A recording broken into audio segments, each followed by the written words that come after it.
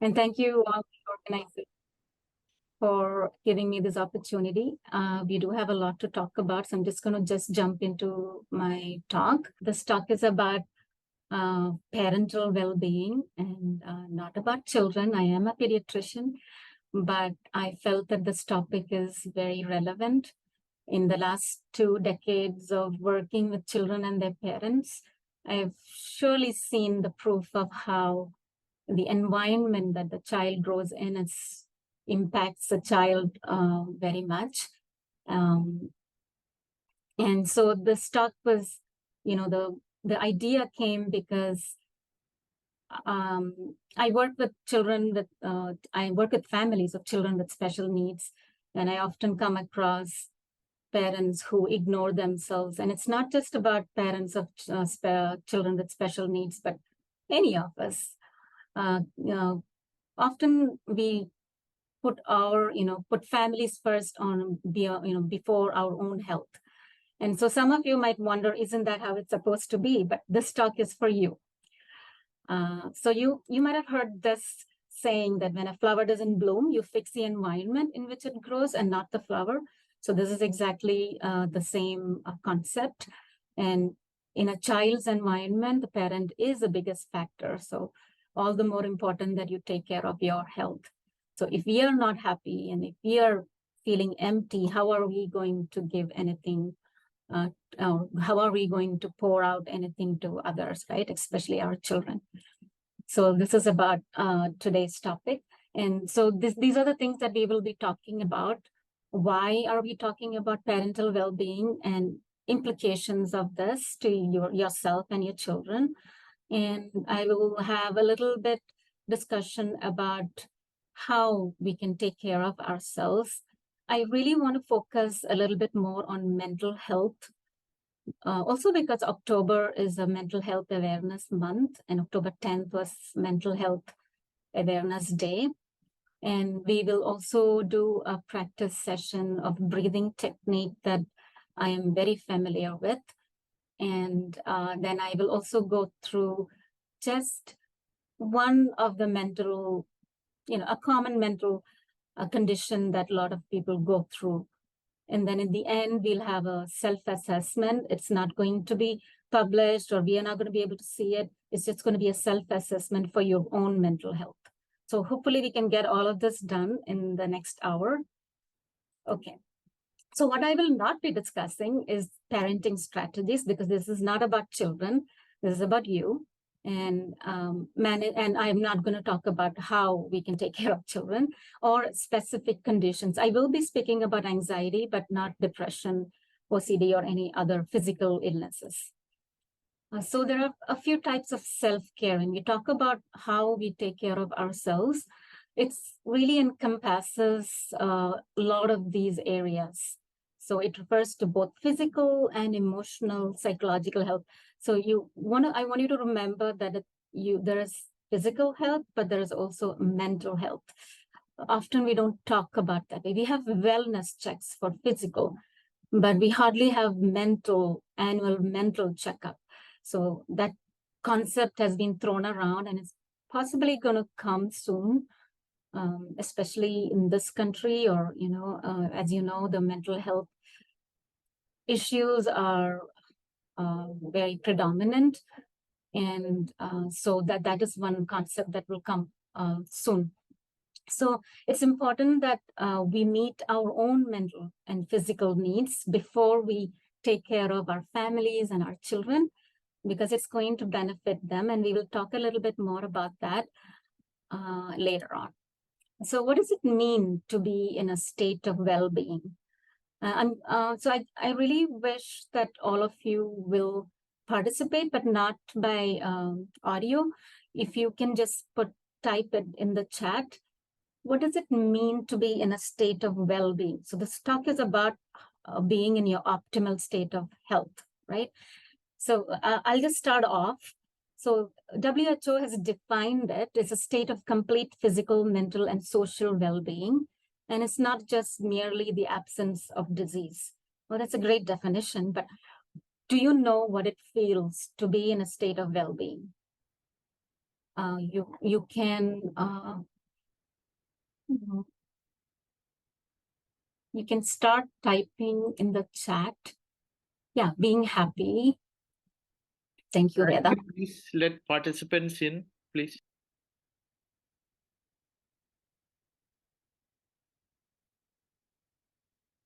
Excellent.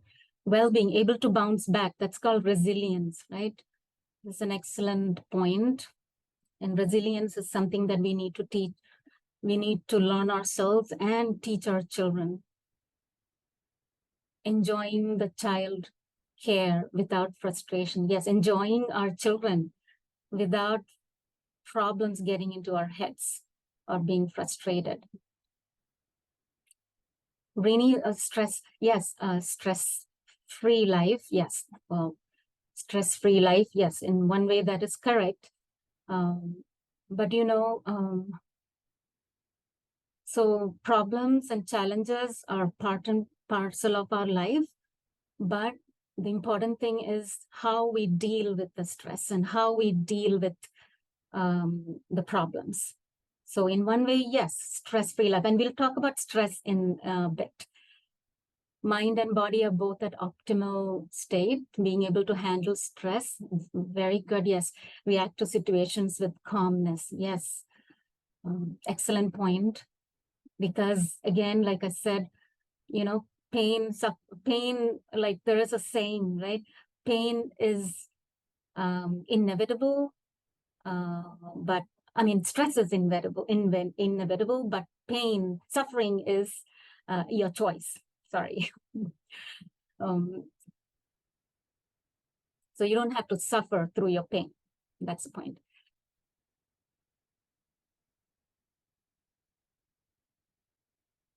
Okay, so I'm going to just go on.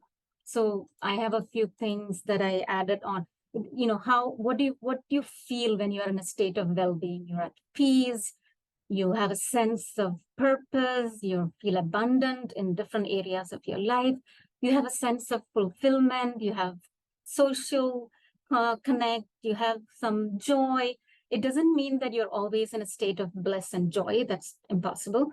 But sort of like what all you have mentioned, that you are able to bounce back, you're able to have the resilience to come back to yourself and have a physical and mental health. So well-being, as according to the experts, is the experience of health, happiness, and prosperity. It includes having good mental health and a high life satisfaction, a sense of meaning or purpose. And the last part is the most important, an ability to manage stress. So there will be stress, there will be problems, but how do you handle it? How do you come out? How do you respond to it and not react to it? That's what well-being is about. So what is self-care and how does it impact our lives and our children, right?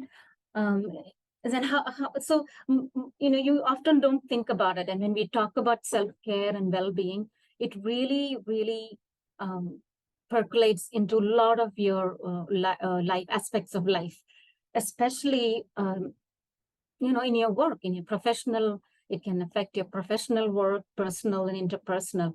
So I was reading this article where they said that if those people who have a sense of well-being exhibit greater productivity in workplace, they have more positive relationships.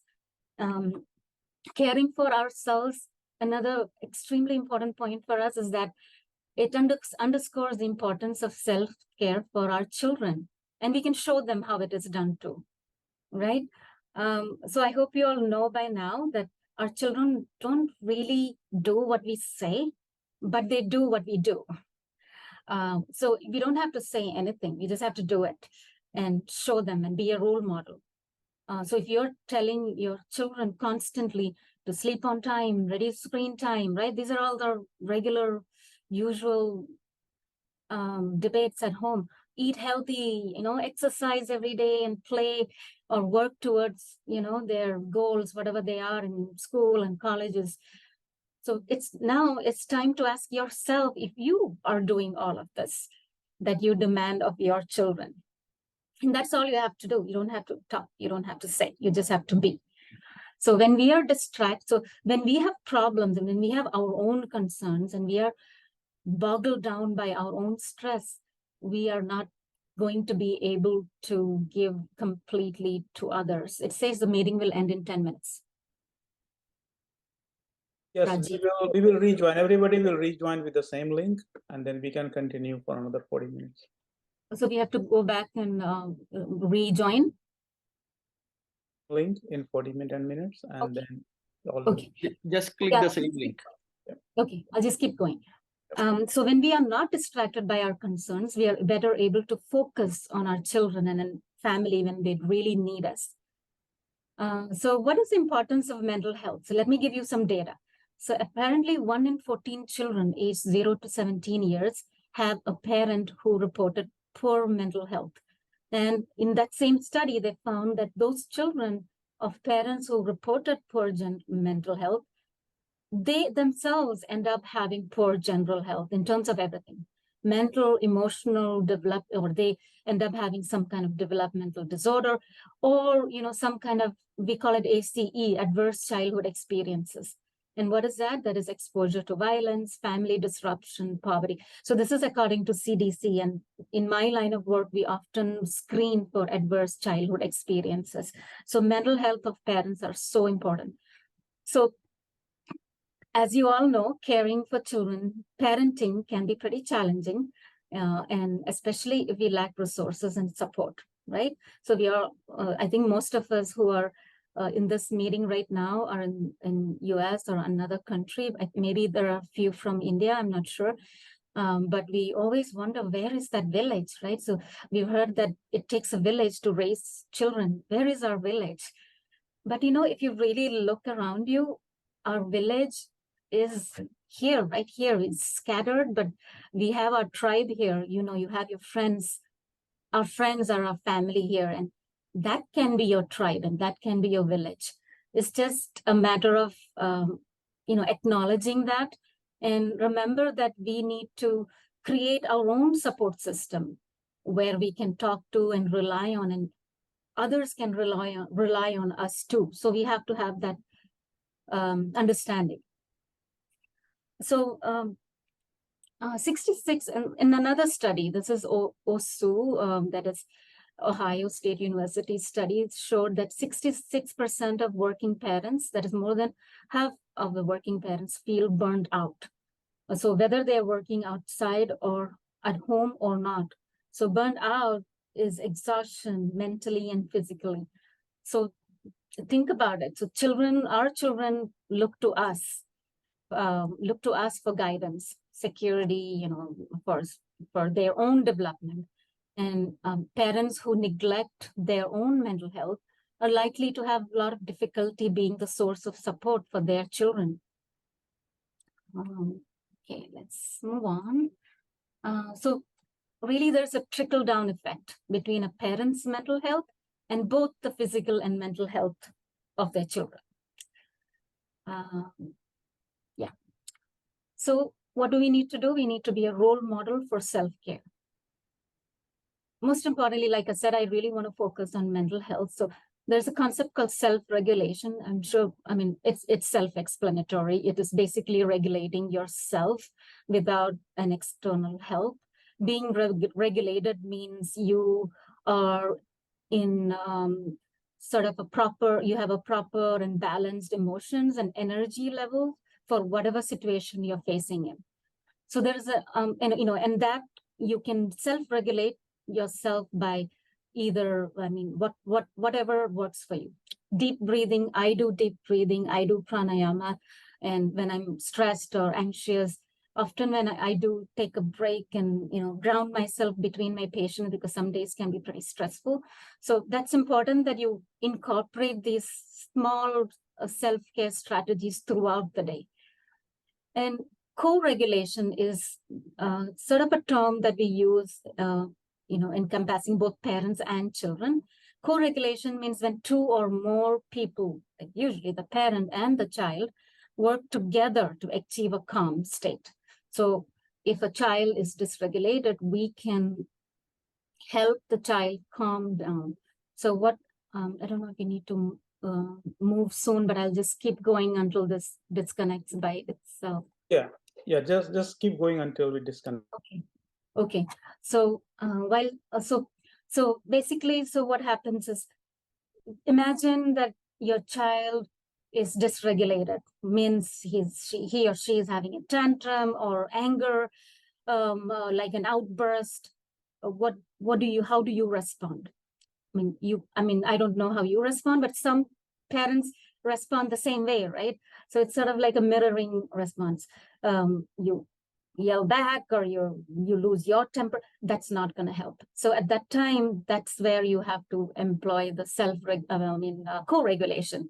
So you calm down yourself with whatever method that you use. And if it's a small child, you can say, it's okay, you got it, I'm here for you, it's okay. Let's talk about this later on. There is no point in reasoning at the time when the child is dysregulated. Most importantly, you need to calm down yourself. So you have to learn that self-regulation yourself to co-regulate with your child.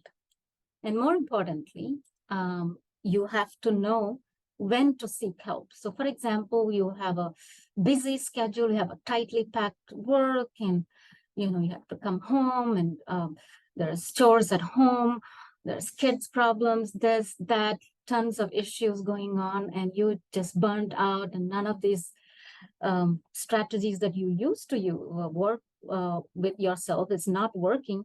You have to know when to seek help. That's an important thing to do, because really seeking help is not a sign of weakness, like a lot of people think. It is a sign of emotional strength. So whether it's burnout, anxiety, or depression, seeking professional help is the right thing to do. And there should not be any stigma related to seeking help for yourself, because as you know, you can impact on a larger level to your family, your work, and your social life. So I'm just going a little bit technical in this slide. I hope it's okay. I'm not going to go into too much detail, but there is a fascinating new science called epigenetics. It's an emerging area, and there's a lot of research going on. And it basically deals with the fact that, how we are all born with a set of genes. So we have both our parents' genes, and we inherit a lot of those characteristics. And we used to believe that once we inherit a certain set of genes, that's it. It's set in stone. You can't do anything about it. But no. So the recent research shows that our experiences and our environment influences the gene expression. So basically what happens is that, so there are these genetic markers that, you can see these pink marks, epigenetic marks, it's called. It's sort of like these little molecular chemicals that, or changes that happens because of our experiences in life. So the different experiences we have can rearrange these markers. And so this can explain why an identical twin, they have exact genetic code, right? But they can be very different in their characteristics, behaviors, and skills. Why? Because of their various differences in exposure or experiences. So that's what epigenetics, and I put the slide here because I just want you to understand there's a larger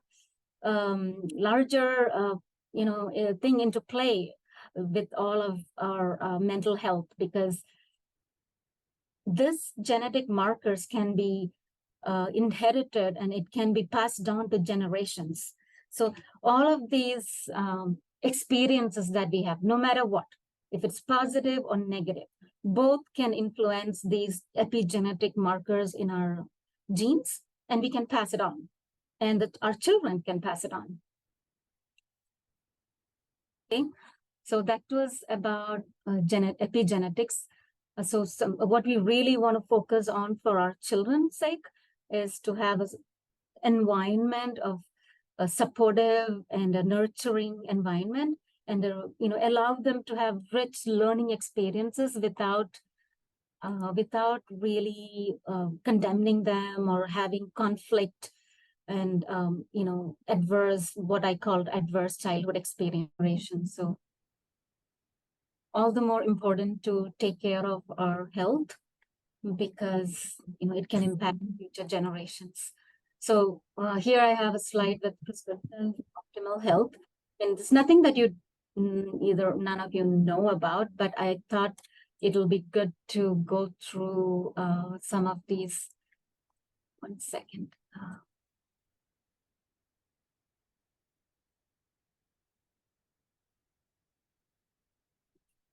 All right, so the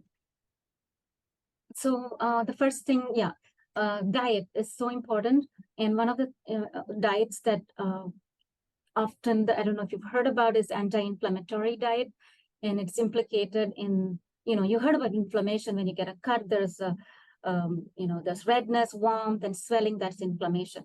But inflammation is implicated in a lot of diseases as well, especially autoimmune diseases, and also cardiac diseases.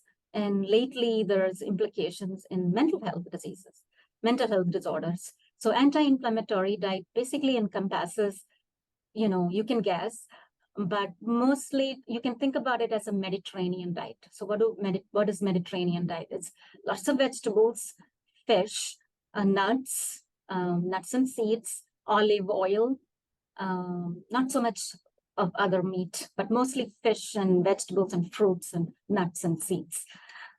So that's what's recommended. And move your body, exercise. It can mean anything. Human bodies are designed for regular physical activity. Over time, over the last many generations, we have, most of us are in a sedentary lifestyle, and that is probably the most common reason for many of our problems, including chronic lifestyle diseases like obesity, diabetes, and cholesterol, but also mental health.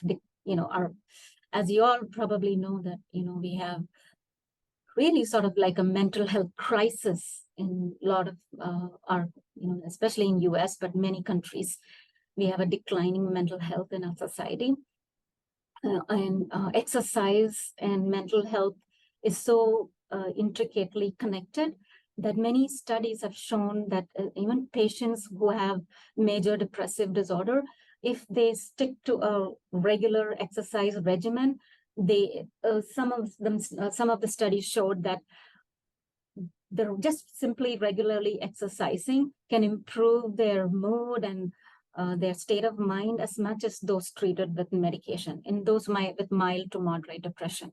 So the exercise can be anything, but these studies basically looked at aerobic exercise.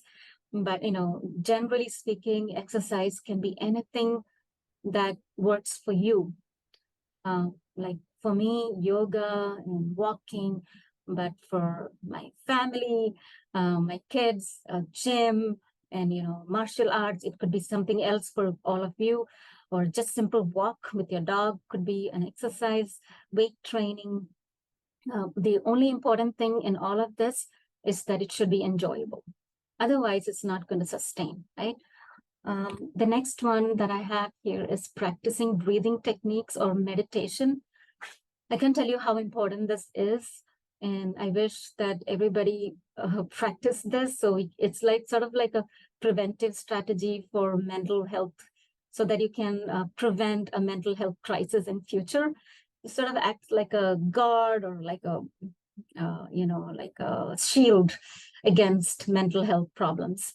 So practicing breathing and meditation can really help you be better equipped to respond to life challenges. Like we was talking before, stress and problems and challenges, we really, it's part and parcel of life, but how we respond to it, we can respond in a better way if you practice these breathing techniques and meditation.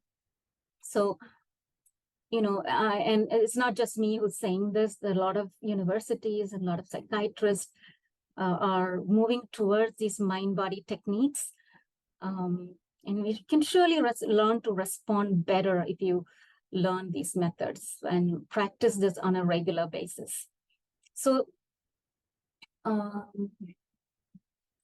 sorry. And yeah, sleep, as you all know, is extremely important. A lot of your mental faculties work during sleep. Your memory, your emotions gets regulated during your sleeps. So there's, you might read that this age group needs this many sleep, this much hours of sleep, 8 to 10 hours of sleep for this age group.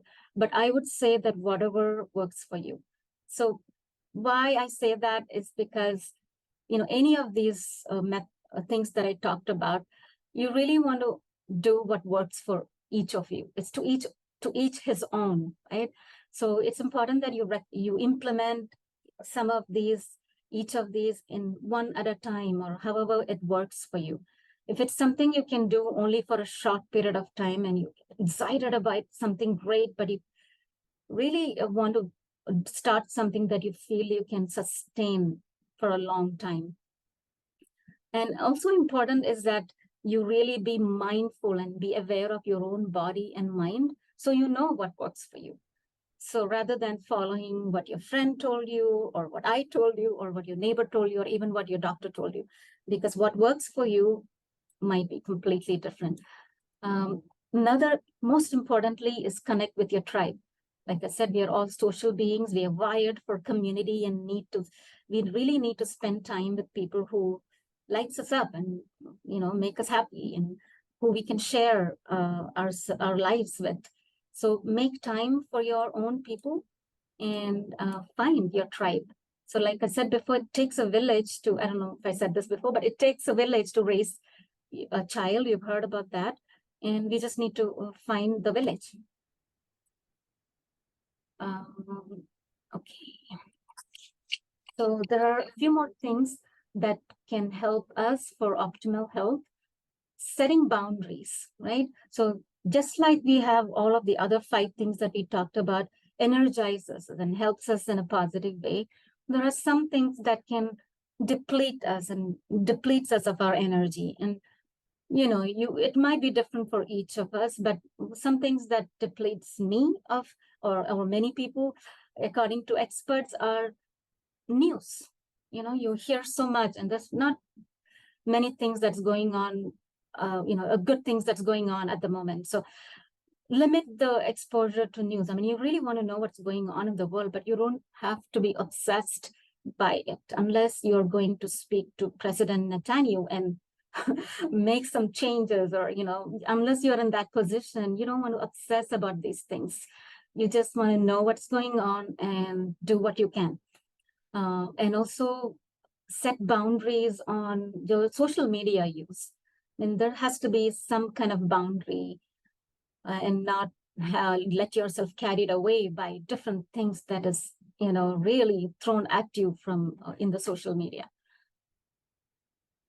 Okay, practice giving yourself bite-sized pleasures throughout the day. So again, these bite-sized pleasures might be different for different people, but I can give you some examples, like maybe stepping aside during your lunch hour just for fresh air and going for a walk, or taking just deep abdominal breaths between your work. Like in my company, in my organization, Kodika, they taught us chair yoga, because we sit in the front of laptop, we do a lot of telehealth. So we were taught chair yoga, and I've been practicing some stretching and moving between patients. Or it could, if you're at home, you could take a quick hot bath, or call your friend and talk, even if that friend is, in a different country. Give a hug to each other, give yourself a hug. Believe me, that can make a big difference. If you're really feeling overwhelmed, you can give yourself a hug, and that will feel like a hug from a friend. Or watch something funny or inspiring. All of these are examples. Or listen to music, stuff like that. Next thing is do something to fill your cup, or a bucket, or whatever you can want to call it. Like fill yourself up, learn something new. It could be a new art, dance, music, go beyond your comfort zone and learn something new. It'll keep your mental health also active, and stuff like reading a book or chatting with a friend, volunteering, whatever makes you happy. Practice gratitude. Cannot emphasize this enough. And it's not just, this is not a spiritual talk, but gratitude and forgiveness have been really mentioned and stated and even implemented in many of our universities. So you might have heard about gratitude journal, where you write down every day at night before you go to sleep, or in the morning you think about what happened and what happened during that day, and you be grateful about it, write down. Or maybe a little bit more informally, what I do is when I do my yoga and meditation in the morning, I have a few minutes set aside for thinking about what I'm grateful for in this life. It could be anything from being able to breathe to, your children, your family, your work, or your great weather, or whatever it might be. And forgiveness, practice forgiveness. There's a whole project, believe it or not, called Stanford Forgiveness Project. They have lots of resources available if you are experiencing resentment against somebody else. It is really not good for you to have the resentment in yourself. It's only going to harm you. And at least for your own sake, practice forgiveness. And the last thing that I have here is find your ikigai.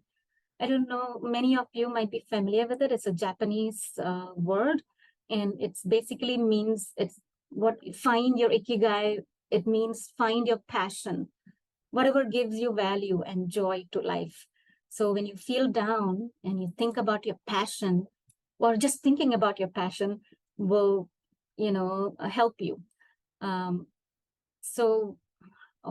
Where is that? I had okay, I can just tell you. So Viktor Frankl said that what man actually needs is not a stress-free or tension-less state, but rather that we need to be striving or working towards some goal that is worthy of yourself. So that's basically ikigai. And this will, really summarize what's ikigai. Ikigai is what comes out of, all of these things. So what you love and what you are good at, what the world needs, and what you can be paid for, because you're not going to be able to survive otherwise. So, if you can find a passion that encompasses all of these things, that is what your ikigai is, and that's what's going to give you value. And this is, interestingly, this is the village called Okinawa in Japan, and they have centenarians. They have a long, fulfilling life. A lot of them live beyond 100 years, and they're healthy. So that's where ikigai came from. And in fact, ikigai was termed, I believe, by Japanese government, and they promote this also. So this is just a list, but I wanted to just put it out here. So as a first aid, so if you, as a first aid and also as a prevention, so prophylaxis. So prophylaxis, the term is a medical term, means to prevent or guard against, like proactively guarding against something. Usually we use the term in terms of diseases, but this can be, these methods can be like a prophylaxis for mental health disorders. So, there are a lot of things that are repetition, but one of the things that I want to go through with you, well, a few things that I have not mentioned before, is 478, or pet your dog for sure, or pet somebody else's dog if you don't have a dog. 478 breath technique is sort of like pranayama, if you're familiar with pranayama in yoga, but 478 is a more westernized version. It has a lot of studies backing it, and I have my mentor, Dr. Weil, who was a pioneer in integrative medicine, who really promotes this, and it helps. It's shown to help with anxiety and mental stress, and help you regulate your emotions. So, and we are going to practice 478 if you're all up to it in a few minutes. but I'll just go through all rest of the things that I didn't go through before. So pranayama, I believe you're all from India here, so you're familiar with it. If you're not, I strongly recommend pranayama. I do this every day. I do this even when I'm stressed. I did this before this presentation. Kapalbhati is another form of breath technique. It's a fast breathing technique. It's extremely helpful for mental stress and relaxation. There's another course that's available. Vinod says for free, but I paid for it long ago, and it's excellent. And I can tell you, I can recommend it more. It's MBSR, and it's based on Buddhist mindfulness, but it was promoted by John Kabat-Zinn, Dr. John Kabat-Zinn, in Boston Children's, or Harvard. And it's mindfulness-based stress reduction. It's an 8-week course. I think they do that on weekends, I believe. And it's just excellent practice. I believe mindfulness is the way to go for all problems in life. Because you can't do much about problems, but you can do something about how you respond to it by being mindful. Acupuncture is great, and there's something called Shinro Yoku. Again, it's a Japanese method. Got to give it to the Japanese. But forest bathing it's basically, I have a picture in my next slide, but forest bathing is upcoming. I mean, there are so many books on it. Basically, it's just going into the forest and making contact with and just taking in that atmosphere of forest. I mean, it doesn't have to be forest. You can go up to your backyard or a park and just take it all in from the trees, and being out in that nature space, or hug a tree and just soaking it in can help a lot for your mental health. We talked about gratitude, and then create your own grounding rituals. If you feel like really dysregulated and you're just feeling so stressed, have something to like your go-to thing, like making tea, listening to your favorite music, or writing in your journal, go read a book in the park, or just take a walk with the dog, whatever it might be. And it's also important that you pause and check in with yourself every day. I mean, if you write a journal, that's great, but if you just pause and check in mentally before you go to sleep, that's also good. Am I okay? Am I stressed? Is this causing any problem in my physical health? Am I getting headaches or stomachache and body aches? Physical and mental health check-ins every day, because you don't want to wait to seek help. Okay. And this is a thing, Shinro Yoku. I really want to attend one of these workshops. And it's also called forest bathing. I'm not sure if we have parents of children with special needs. It doesn't matter. I just wanted to put it out here because I work with parents of children, I work with children with special needs and their parents. And I thought maybe I'll take this opportunity to bring awareness about them. If any of you have children with special needs, that's also, it should be helpful, but this is basically for parents, anyone basically, to understand more about families with children with special needs. So that's my picture. Yeah.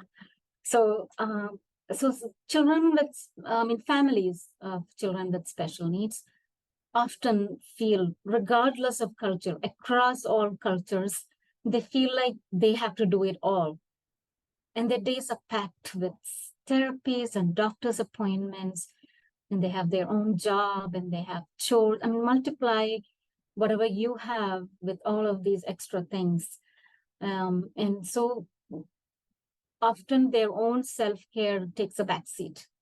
And, their own self-care, like even sleep and nutrition, hydration, they forget to drink water, and exercise, all of that is neglected. And eventually it leads to burnout. I mean, it can happen with anybody, but more so in children, in parents of children with special needs. And they feel isolated, lonely, and often they're in a state of we call it chronic grief. It's not like a child who's really sick and we treat them, you feel sad about it, you treat them and they get better. But these children with special needs, it really depends on how severe it is, but it's a chronic, lifelong condition that they need to come to terms with. And they do need our support. I really want to bring more awareness to the community. So I took this opportunity and sneaked in this into my talk today. Sort of they go into the survival mode. And how do I get rid of this? But hold on. So if you can read behind this, I wanted to say that it's like it's like you're investing in a bank and you're building up your cash reserve, and only then you can take out that cash reserve and use. And if you don't have enough reserve in you, you can give enough to your child. If you're empty, how are you going to pour? What are you going to pour out, right? If you're empty yourself. So what can you do? What can we do? It really takes more than a village to raise a child with special needs. So if you know of if you have friends or family or of parents of children with special needs, but know that they're just like you and me. They have dreams, they have aspirations about themselves and their children. It's important that you keep in touch with them and let them know that you are available. Often they're hesitant to ask for help because they're not sure of what people think or how they can help. But what you want to do is ask them, how can I help you? Do you want me to watch your other child, or do you want me to babysit this child? You can take a break, go get some groceries, give them that respite that they desperately need, because some of them need really nonstop, every minute, every second, be monitored, the children. So encourage your friends who have special needs child to make time for themselves every day. Go read a book that you always wanted to read. It doesn't have to be about the child always, right? They can take a walk themselves or paint or do whatever they like. And if you have, I just wanted to say that if you have a child with special needs yourself, think about all of these things for yourself too. I mean, you can also plan babysitting exchanges with other special needs families. Often, people are more than happy to help. They just don't know how. It's important to invite them for social activities, and it's important to include them in the society. Or if you can't do any of these things, you can just simply give a listening ear, right? Because like Mark Twain said, kindness is a language which deaf can hear and blind can see.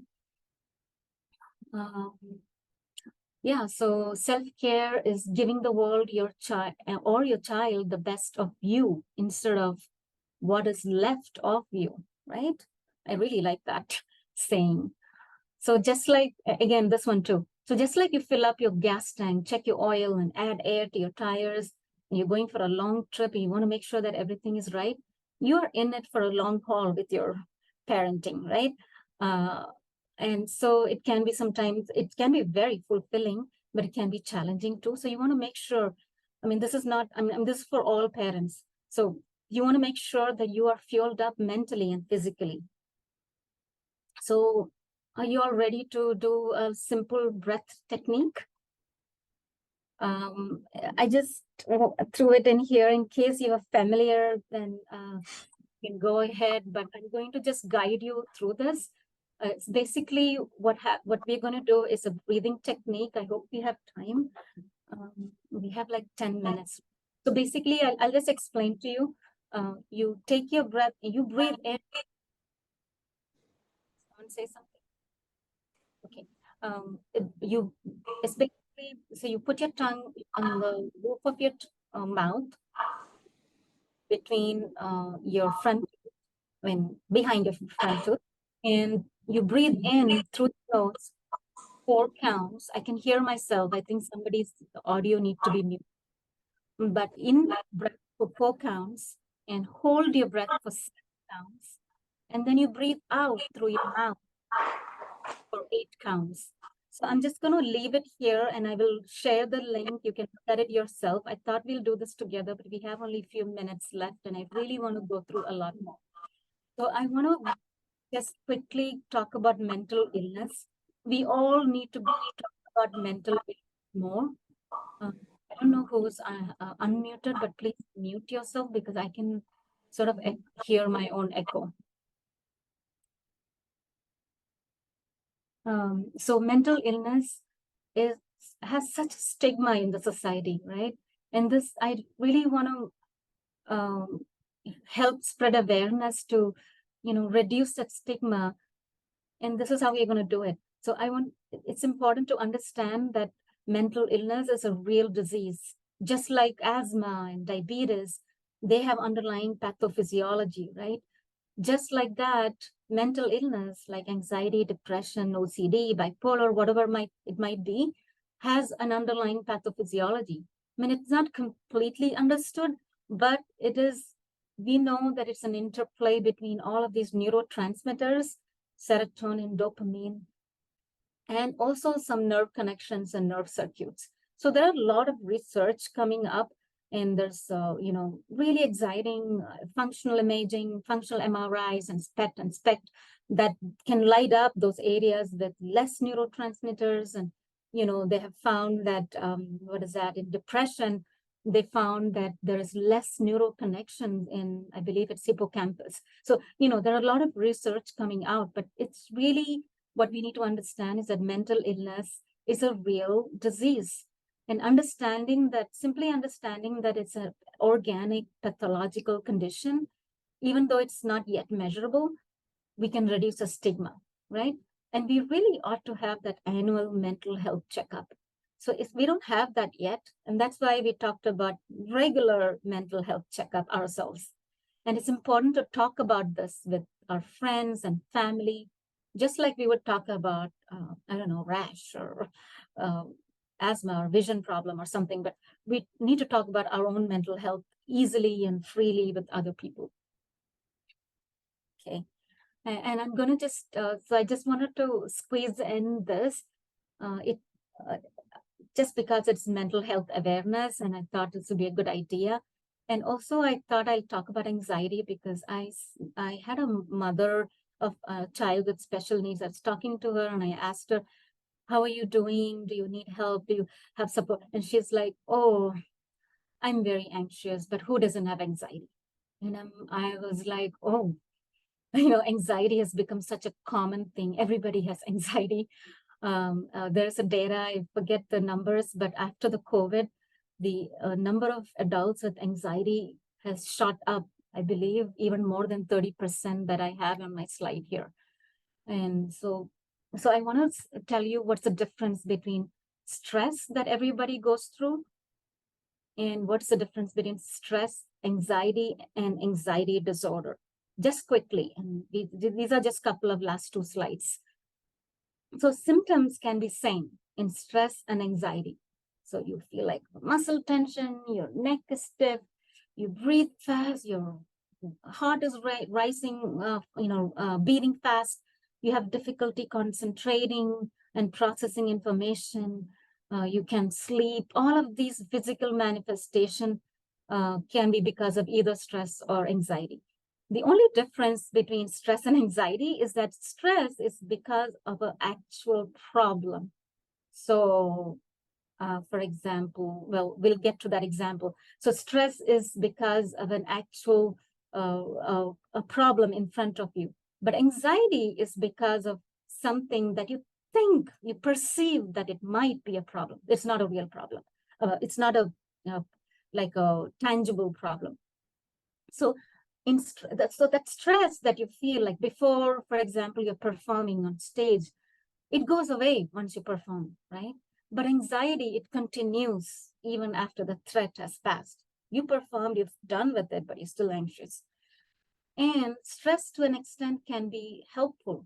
It can help you motivate yourself to study or to work or whatever else, to finish some kind of work before a deadline. The stress is good to an extent, but if you don't take care of that, it can turn into anxiety, right?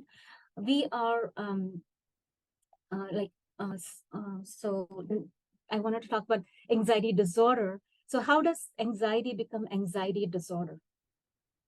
And examples of stress. So stress, for example, what's example? So you lost your job and you have to pay your bills. That is stressful, and that's a real problem.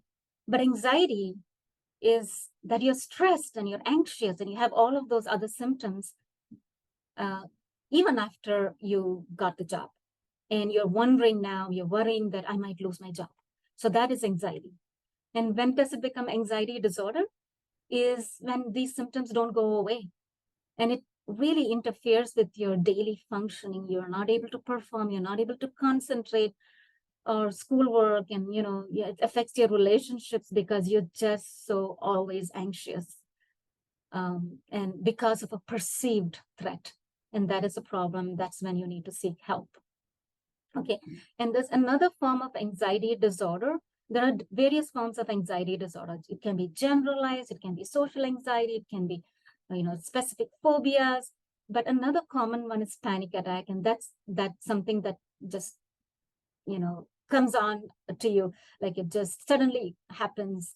You experience like feelings of, what they describe is a feeling of impending doom, sort of like a heart attack. You have chest pain, and you're sweating, you're feeling pain, you're about to pass out, you have nausea and difficulty breathing, and it comes on abruptly without any trigger, and that's panic attack. So you really, if you do have these symptoms, you really need to seek help. So there are some really proven therapies for anxieties called cognitive behavior therapy. Medications are not the first line of therapy. Cognitive behavior therapy teaches people to think differently, really be aware of your symptoms, and replace it with some kind of regulatory mechanisms. So CBT is really well studied and is the gold standard for any psychotherapy, especially anxiety. Now, there's another one called ACT, and I attended this ACT course for families of children with special needs. It was such a phenomenal experience because at the end of the course, and it was mostly mothers who attended of children with special needs, a few fathers, but at the end of the course, a lot of them who had neglected themselves and who really wanted to do something all their lives, but kept it to back burner for a long time. They started a new business, or they started to go out more and interact more with society. And it's just a wonderful program, ACT. It takes a really different approach from CBT. And exposure therapy is basically for phobias and fears that you have, or whatever underlying anxiety, to help people engage in activities that they're afraid of, that they're avoiding. So that is exposure therapy. And I have few resources in here. These are, you might have seen some of these apps. I have installed Wobot on my phone. It's sort of like a robot who was a therapist for you. I thought it was pretty excellent. It's a very sensitive robot, and I think it's a free app. A lot of these are free. Stop, breathe. 10% Happier is a meditation guide. Stop, breathe, and think helps to emotionally regulate yourself. Insight, I think, again, is a free meditation guide. Mightier is a paid app for really people who have a lot of problems with emotional regulation. And there are some neuromodulation methods that we use in children also to help with anxiety and emotional regulation. It's a vagal nerve stimulation through your, it's a simple device, FDA approved, that we use for anxiety. There's so many resources available there. So a lot of them are free, and a lot of supplements can help. Ashwagandha, if you might have heard about it in Ayurveda. And a lot of these are Ayurvedic, actually, the holy basil, rhodiola. And then there are a lot of herbal supplements too. Lemon balm is excellent for when you feel really overwhelmed. You can take a cup of tea with lemon balm. And if you are a person who are like overdrive and you have a big event and, and you're really anxious, you can take skull cap. There's so many options, but ashwagandha is, and we call it adaptogen. It really balances out your system. There's so many different options. Everybody can take the self-assessment. It's not going to, we are not going to be able to see it. It's just a self-assessment. It'll take 5 minutes, even though they will say 20 minutes. I tried it myself, and or if I can, I will